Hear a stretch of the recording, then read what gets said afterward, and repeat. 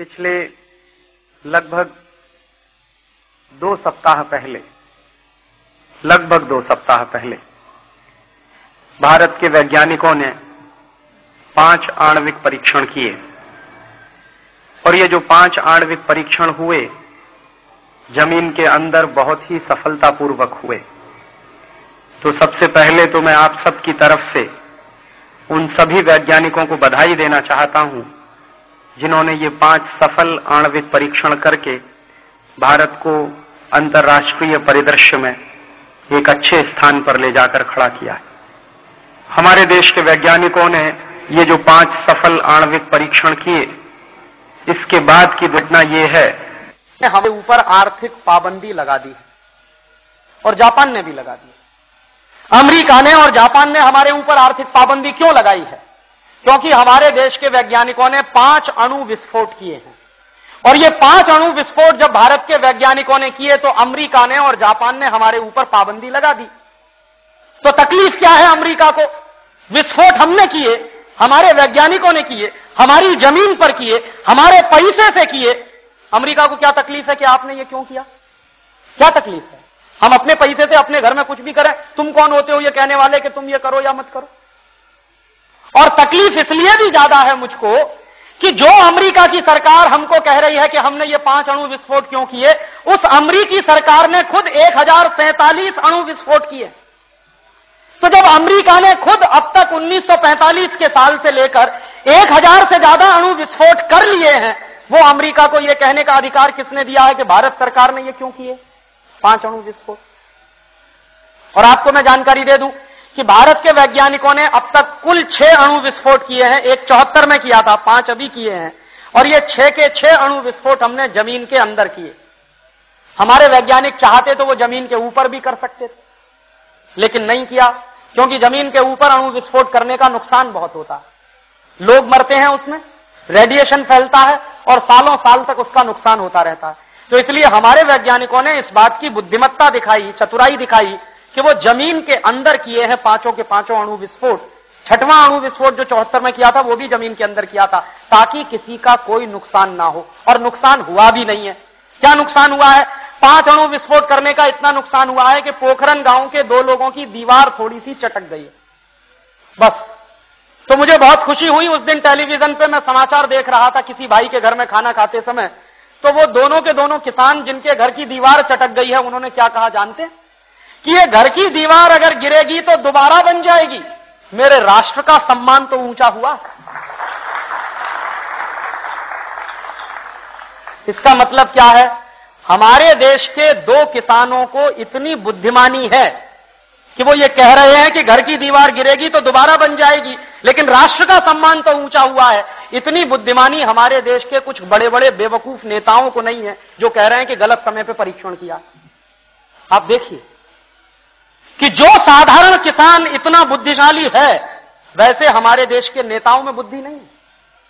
और दुर्भाग्य से ऐसे नेताओं को आप बार बार मंत्री बनाते रहते हैं, मुख्यमंत्री बनाते रहते हैं, सब करते रहते हैं, जो इतने भी बुद्धिशाली नहीं। और वो कह क्या रहे हैं कि अमेरिका ने हमारे ऊपर आर्थिक पाबंदी लगाई, जापान ने हमारे ऊपर आर्थिक पाबंदी लगाई, उसका बहुत नुकसान हो जाएगा। अभी मुझे बहुत तकलीफ हुई एक दिन अखबार में ये पढ़कर कि आंध्र प्रदेश के मुख्यमंत्री चंद्रबाबू नायडू ने कह दिया कि अमेरिका द्वारा जो पाबंदी लगा दी गई है, जापान द्वारा जो पाबंदी लगा दी गई है, उसका बड़ा भारी नुकसान हो जाएगा हमारे देश को। तो मैं आपको जानकारी देना चाहता हूं कि क्या नुकसान हो जाएगा हमारे देश को। अमेरिका में एक कानून है सन 1994 का बनाया हुआ। वो कानून क्या है? 1994 में अमेरिका की संसद ने कानून बनाया था कि जो भी देश अणु बम का परीक्षण करेगा उसको अमेरिका से मिलने वाली आर्थिक सहायता बंद कर दी जाएगी। तो हमारे देश ने अणु परीक्षण किया तो अमेरिका की सरकार से मिलने वाली आर्थिक सहायता हमारे देश को बंद हो जाएगी। तो कितनी आर्थिक सहायता देता है अमेरिका हमको? हमारे देश के नेता जो गांव-गांव चिल्ला रहे हैं कि बड़ा भारी नुकसान हो जाएगा, इन सबके लिए मैं ये सवाल कह रहा हूं और आपके दिमाग में भी ये बिठाने की कोशिश कर रहा हूं कि कितना आर्थिक नुकसान होगा हमारा। हमारे देश के जो 40 लाख केंद्र सरकार के कर्मचारी हैं, अगर उन सबकी एक-एक दिन की तनख्वाह इकट्ठी कर ली जाए तो वो उतना ही पैसा है जितना अमेरिका हमको 1 साल में आर्थिक मदद देता।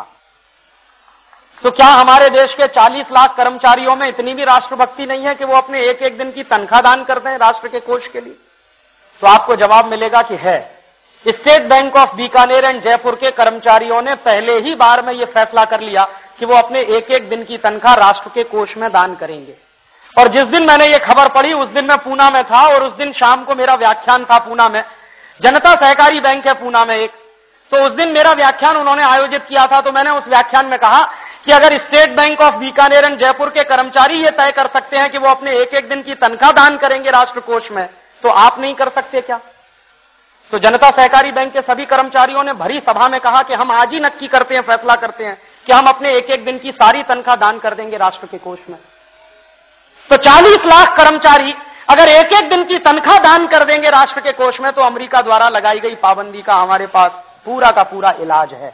लेकिन इससे भी एक कदम आगे जाकर जो भारतीय लोग विदेश में रहते हैं, जिनको हम नॉन रेजिडेंट इंडियंस कहते हैं, उन्होंने एक घोषणा की है कि वो 15 अरब डॉलर दान करने जा रहे हैं भारत सरकार को। तो ये 15 अरब डॉलर तो इतना पैसा होता है कि 5-6 साल तक अमेरिका हमको मदद दे या ना दे, भाड़ में जाए अमेरिका, चूल्हे में जाए, हम हमारा काम कर सकते हैं। और अभी तो मैंने इसमें उनकी गिनती ही नहीं की है। हमारे देश में 1 करोड़ लोग इनकम टैक्स देते हैं।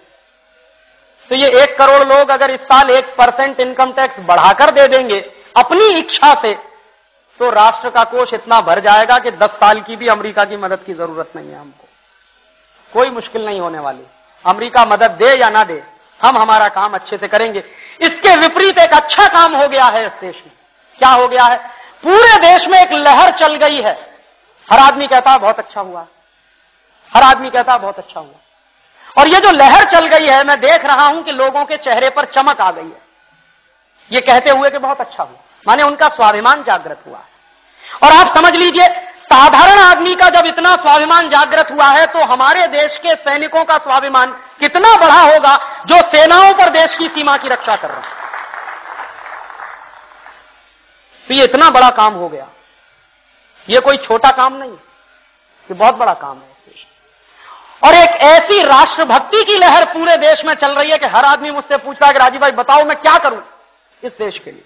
वो कभी पहले नहीं पूछता था मुझसे कि मैं क्या करूं इस देश में।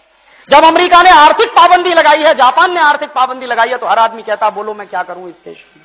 तो हर आदमी को अपने राष्ट्र के लिए कुछ ना कुछ करने का मौका मिल गया है।